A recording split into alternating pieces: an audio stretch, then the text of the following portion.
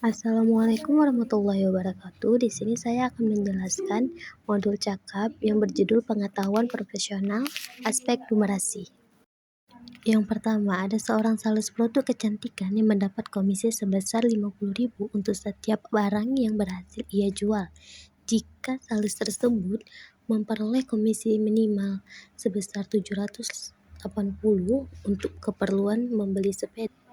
Nah, tentukan minimum produk yang ia harus jual untuk mencapai target komisi tersebut. Nah, diketahui harga sepedanya itu 780.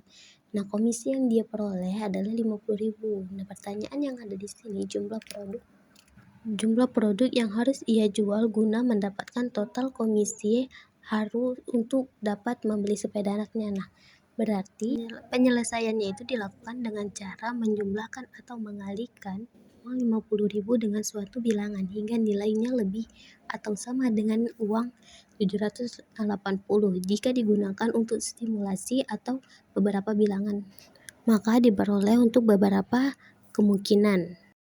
Nah, penyelesaiannya itu jika dia bekerja 5 hari, 5 dikali 50, uang yang ia hasilkan adalah 250, masih belum cukup untuk beli sepeda. Dan jika ia bekerja dalam waktu 6 hari, 6 dikali 50 itu hasil uangnya 300, masih belum cukup juga, berarti dia harus bekerja selama 16 hari. 16 dikali 50 mendapatkan hasil adalah 800.000. Uang 800.000 itu bisa ia beli sepeda yang anaknya inginkan. Pada soal kedua, penghasilan Pak Barum dalam sebulan adalah 6 juta. Total pengeluaran untuk keperluan keluarga dalam sebulan itu adalah 5.250. Jika Pak Barum menyisihkan selisih dari penghasilan dan pengeluarannya untuk ditabung dalam rangka membeli sebuah mobil yang seharga, tentukan berapa bulan ia harus menyisihkan tabungan untuk membeli mobil tersebut. Jika dilihat dari gaji Pak Barum yang 6 juta dikurang dengan 5.250 pengeluaran keluarganya, yaitu total sisa uangnya yaitu 750. Nah, berarti Pak Barum membutuhkan 200 bulan untuk bisa membeli mobil yang ia inginkan. Budi berencana untuk mengisi suatu gelas ukur dengan air sampai penuh dengan volume maksimum 500 ml. Saat ia telah mengisi 2/5 bagian dari gelas ukur tersebut, lalu ia berhenti untuk beristirahat. Tentukan berapa mili air yang Budi isi di gelas ukur tersebut. Nah, yang diketahui itu volume gelasnya 500 ml. Nah, bagian yang terisinya itu 2/5. Jadi 2/5 dikalikan 500 sama dengan 200 ml. Jadi air yang sudah diisi oleh Budi yaitu 200 ml. Anton, seorang murid SD yang akan diberikan oleh orang tuanya satu jenis snack dan satu jenis minuman sebagai bekal ke sekolah. Untuk snack terdapat pilihan roti, biskuit, dan cracker.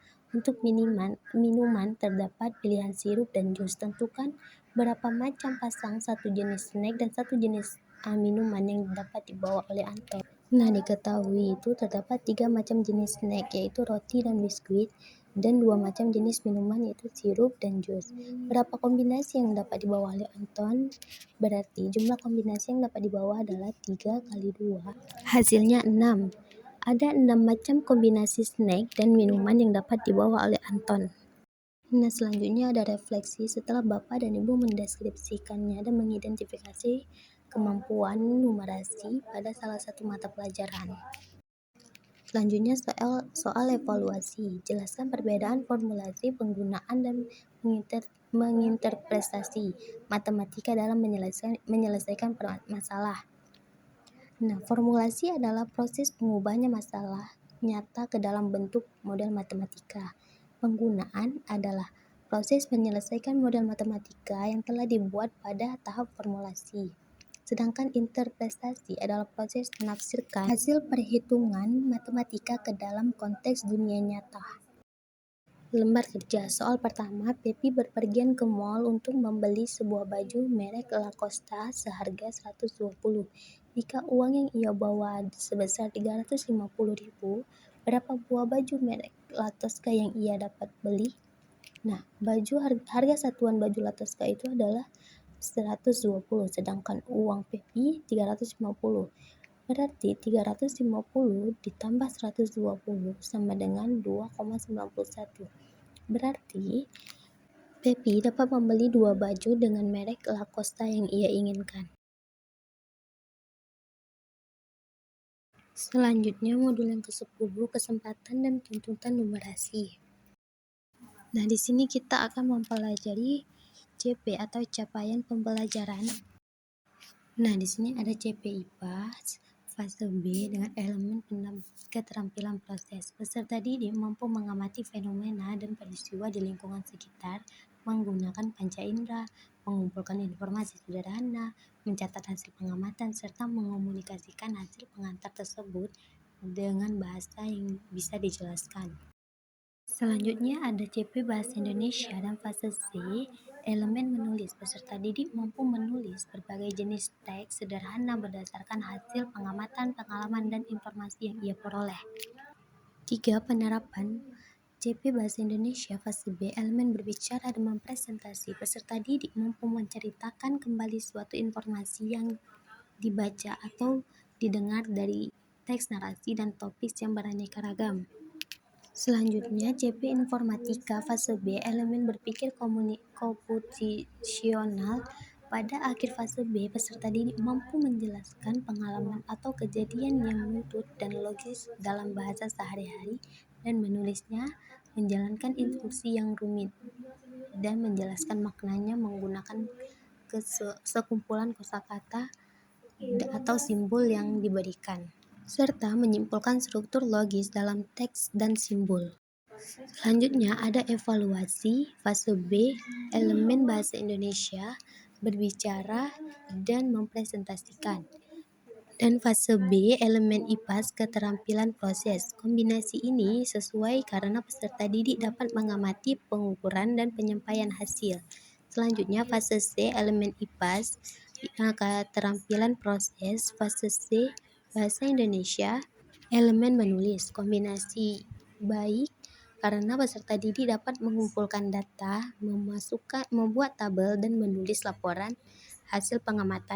Yang ketiga ada penerapan CP IPAS fase C, elemen keterampilan proses. Pada fase C, peserta didik mengamati fenomena dan peristiwa secara sederhana dengan menggunakan panca indera dan mencatat hasil pengamatannya. Dan selanjutnya, konteks dari fase ini mengamati cuaca selama 1 minggu di lingkungan sekolah. Dan selanjutnya, CP Bahasa Indonesia fase C, elemen menulis. Peserta didik mampu menulis berbagai jenis teks sederhana berdasarkan hasil pengamatan, pengalaman, dan informasi. Kontennya: 1. Mencatat kondisi cuaca setiap hari, menghitung jumlah hari cerah dan mendung, menyajikan hasil pengamatan dalam bentuk tabel.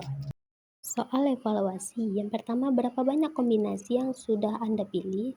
Saya memilih sebanyak 3 kombinasi CP yang dapat digunakan untuk mengembangkan numerasi.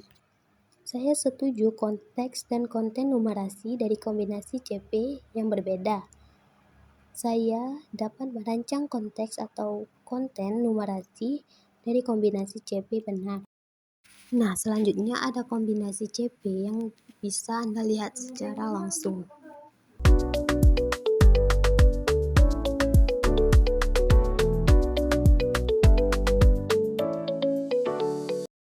Cukup sekian dari saya, mohon maaf apabila ada kesalahan. Sekian, terima kasih. Assalamualaikum warahmatullahi wabarakatuh.